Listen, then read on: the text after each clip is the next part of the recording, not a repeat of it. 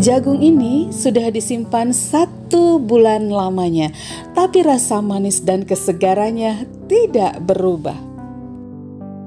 Jagung pipil beku ini aku bikin karena terinspirasi banyak merek jagung pipil yang dibekukan, dan itu ternyata expirednya bisa sampai 2 tahun. Artinya dengan teknik pembekuan itu bisa tahan 2 tahun. Jadi kita coba aja dulu sebulan buatan sendiri. Teman-teman, ini yang baru aja, kemudian ini yang sudah sebulan.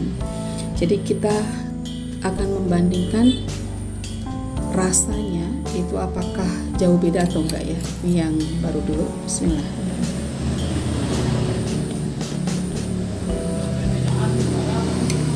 Ini yang udah sebulan.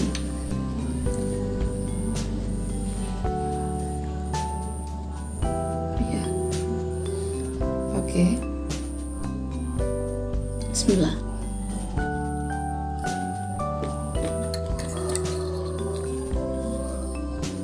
Coba ya. Ini kita parokkan, naruhnya biar lebih kelihatan berbedanya. Oke. Mari kita lihat dari yang sebelah sini yang baru, yang sebelah sini yang lama. Karena kalau dari jauh gini ada pengaruh dari cahaya kamera ya. Kalau ini udah deket semua sama, secara fisik ini susah dibedakan. Dan begitupun dari rasa ya, yang baru dengan yang lama susah sekali dibedakan. Dan aku mau tunjukkan, kalau ini kan tadi ditaruh beku ya. Kalau tidak beku, ini ditaruh di kulkas dalam umur yang sama, ini sudah terjadi penurunan kualitas seperti ini. Sudah ada jamur ya keluar, sudah ada perubahan-perubahan warna. Sebulan ditaruh dalam kulkas, diberi plastik. Nah, bahkan kalau nggak dikasih plastik ini tentu akan menjadi kering. Jadi tentunya menyimpan dalam kondisi frozen itu lebih aman. Kita simak aja gimana cara bikin frozen prawn ini. Jadi teman-teman, ini usahakan jagungnya yang masih segar banget. Terus ini kelobotnya kita buka. Jadi kalau misalnya teman-teman beli di pasar tuh ada yang jual pakai kelobot ya. Tuh dibuka dulu, dibersihkan dari rambut-rambutnya juga. Nah, terus untuk mipilnya, pertama tuh kita buka dulu jalan pipilannya menggunakan pisau. Jadi setidaknya kita perlu 1 baris yang kita bantu pakai pisau untuk mengangkatnya kayak gini. Hati-hati teman-teman, karena jagungnya ini relatif akan hancur ya kalau misalnya kita terlalu kencang. Jadi ini harus hati-hati sekali. Dan kalau ingin lebih mudah, teman-teman cari yang warnanya lebih kuning, lebih tua gitu ya. Itu lebih mudah dikerjakan, dan biasanya kadar manisnya juga lebih kuat. Jadi kalau teman-teman mau simpan banyak, sebaiknya belinya diperiksa dulu bagian dalamnya sudah cukup tua atau belum. Oke teman-teman, kalau sudah 1 baris seperti ini, selanjutnya kita pipil dengan tangan, dan itu mudah teman-teman kayak gini ya.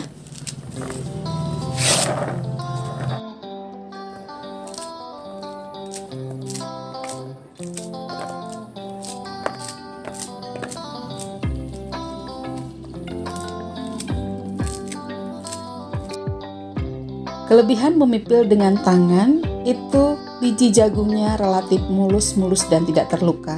Sementara kalau dibantu dengan alat itu ada resiko terluka dan hasilnya kurang bagus.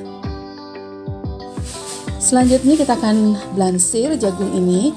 Jadi didihkan air, dan ketika mendidih masukkan juga garam agar nanti lebih berasa, jagungnya lebih kuat rasanya. Dan ini jagung yang sudah dipipil kita masukkan ke dalam air mendidih.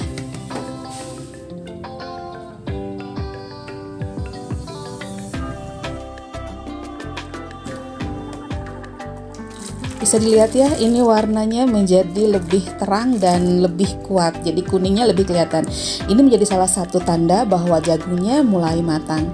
Teman-teman, ketika memblansir itu kita tidak merebusnya terlalu lama. Jadi hanya sekitar 2-3 menit, atau pas sesaat ketika dia mendidih itu kita hentikan pemblansiran, dan kita akan masukkan ke dalam air dingin agar proses pematangan itu berhenti.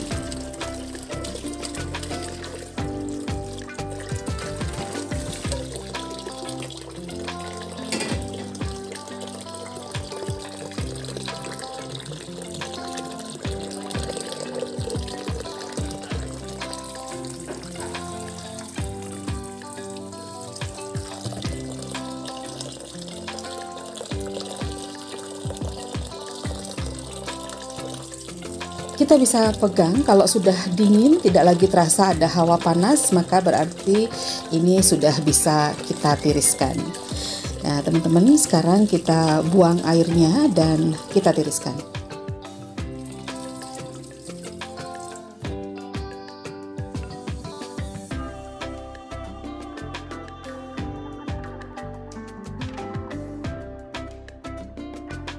Tiriskan jagung dengan menggunakan saringan sehingga airnya bisa betul-betul atus ke bawah dan jagung kering permukaannya. Nah, kalau sudah kering, kita bisa kemas. Teman-teman kalau mau buru-buru bisa pakai kitchen towel ya untuk mengeringkan. Tapi kalau ada waktu silahkan dikering anginkan saja. Oke, kalau sudah mengering permukaannya, sekarang kita siap untuk mengemasnya. Jagung yang udah atus kita kemas ke dalam plastik seperti ini, teman-teman. Usahakan menggunakan plastik yang ukurannya sesuai dengan kebutuhan penggunaan supaya nanti lebih praktis ketika kita akan menggunakan. Selain dibuat terpisah seperti ini sendiri-sendiri, kita juga bisa menyimpannya dalam bentuk mix frozen vegetable, biasanya dicampur dengan wortel, buncis ataupun kacang kapri. Di toko biasanya dijual sebagai mix vegetable. Teman-teman, ada kalanya makanan beku ini mengalami penurunan kualitas, jadi benyek misalnya karena kesalahan penanganan. Jadi inilah tipsnya. Hal yang perlu diperhatikan agar makanan beku tetap berkualitas. Pertama, pastikan bahan yang kita gunakan itu segar, karena kondisi itulah yang akan dipertahankan. Yang kedua, suhu harus stabil. Ini biasanya dibekukan pada suhu minus 20 derajat Celcius. Nah, kalau di swalayan biasanya disimpan pada suhu minus 10 derajat sampai 12 derajat Celcius. Jangan sering dibuka tutup atau dinaik turunkan suhunya, itu yang biasanya menyebabkan penurunan kualitas. Yang ketiga, hendaknya menggunakan perlengkapan yang bersih karena sedikit kotoran itu akan mengakibatkan penurunan kualitas dari bahan yang kita bekukan.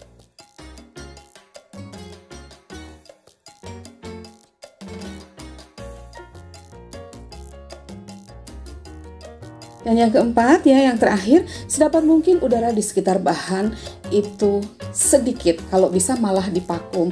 Usahakan dalam kemasan-kemasan kecil saja sesuai dengan kebutuhan penggunaan. Sebaiknya disimpan dalam kemasan yang mudah beku, cepat beku, supaya nanti juga cepat untuk bisa dicairkan kembali. Teman-teman, sekian tips mengenai bagaimana cara membekukan jagung dan sayuran yang lainnya hingga bisa tahan sampai 2 tahun lamanya seperti bahan vegetable frozen yang dari pabrikan.